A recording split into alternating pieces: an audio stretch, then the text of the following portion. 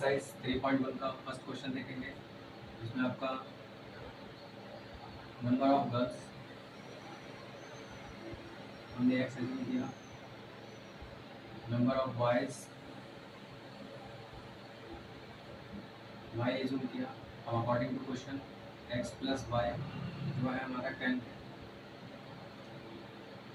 अब इसी क्वेश्चन के अकॉर्डिंग अब नेक्स्ट जो हमारे पास नेक्स्ट इक्वेशन बनेगी, वो आपकी जो गर्ल्स हैं वो 4 मोर हैं देन बॉयज।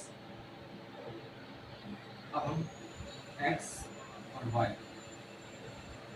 एक टेबल बनाएंगे। अब इसमें हम एक्स 0 पुट करेंगे, आपका वाई 10 आ रहा है।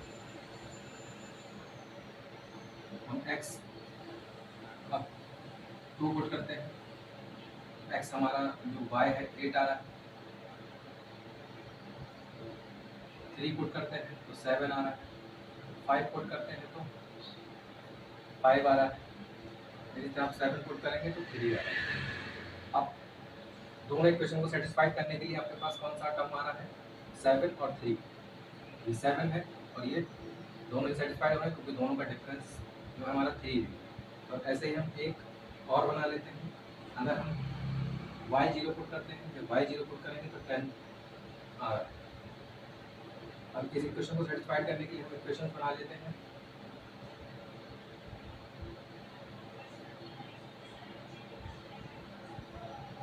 ये x है, ये y है। हमने अगर x को 0 पुट किया तो y हमारा -4 आ रहा है, और हम y को 0 पुट करते हैं तो x हमारा 4 आ रहा है।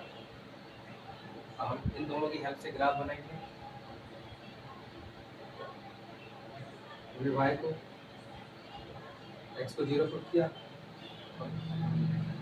x को 0 पुट कर रहे हैं तो y -4 आ रहा है, और x को 0 पुट कर रहे हैं तो y इस टाइप से हम ये इक्वेशन बना देंगे।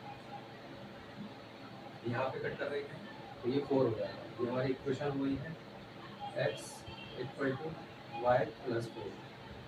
अब ये वाली इक्वेशन आते हैं। अब ये इक्वेशन है जो हमने पुट किया तो ये 10 आ रहा है, तो यहाँ पे ये 10 है, और ये यहाँ पे कहीं ना कहीं 10 है x की वैल्यू। जो हमने y को 0 पुट किया तो x 0 आया। इसका मतलब जो हमारी ये सोल्यूशन है ये इंडिकेट। अब ये कौन सा सोल्यूशन है, अब देखना है हमें। यहाँ से हम देखेंगे कि दोनों का सम 10 भी आना चाहिए, तो वो यहाँ भी है। 10 तो सभी में है, लेकिन इस कंडीशन को भी सेटिस्फाई करना चाहिए कि हमारा x और y का जो डिफरेंस है वो 4 आना चाहिए। तो 4 यहीं पे डिफरेंस है, और यहाँ पे हमारा x ग्रेटर भी है, डिफरेंस यहाँ भी 4 है, लेकिन ये नंबर ऑफ गर्ल्स कम है, यहाँ ज़्यादा है। तो इसीलिए हमारा ये सॉल्यूशन हो गया, जो कि हमारा 7,3। सेकेंड क्वेश्चन की बात करेंगे। हमारे पास हमने एज्यूम किया नंबर ऑफ पेन जो है वो x है, नंबर ऑफ पेंसिल y है। हमारे पास इक्वेशन बना 5x + 7y = 50। सेकेंड जो इक्वेशन वो बनेगा हमारा 7x + 5y = 46।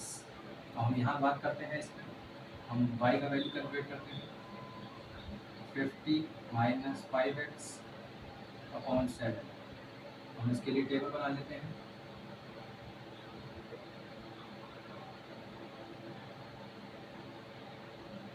हमारे पास x का वैल्यू है, यहाँ y का वैल्यू। सबसे पहले हम x की वैल्यू यहाँ 0 पुट करते हैं। हमने यहाँ 0 पुट किया, टर्म 0, तो हमारे पास ये आएगा 50/7। हमने 2 पुट किया, 10 हुआ। ये 1 पुट कर लेते हैं, 5 हुआ। 5 × 5, 5 - 10 = 45/7। 2 पुट करेंगे, 2 × 5 = 10, और ये 40/7। 3 पुट किया हमने, 15, ये 5 आया। 4 पुट करेंगे तो आपका 30/7। 4 पुट किया 20, 30। अब सेम यही कंडीशन अब इधर आते हैं, यहाँ भी हम y का वैल्यू कैलकुलेट करते हैं। तो 46 - 7x/5। फिर हम टेबल यहाँ फॉर्म करते हैं।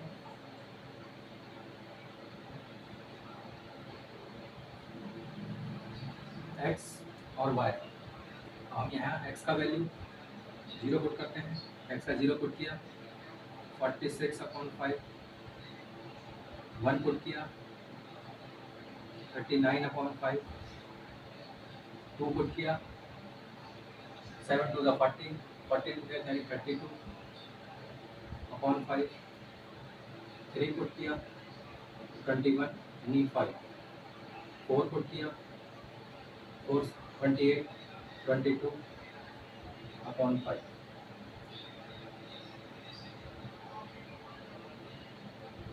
अब हम यहाँ पे देख पा रहे हैं कि दोनों में जो कॉमन वैल्यू है 3 और 5 है। दैट मीन्स हमारे पास x का वैल्यू 3 यानी हमारे पास जो नंबर ऑफ पेन है वो 3 है, नंबर ऑफ पेंसिल 5 है।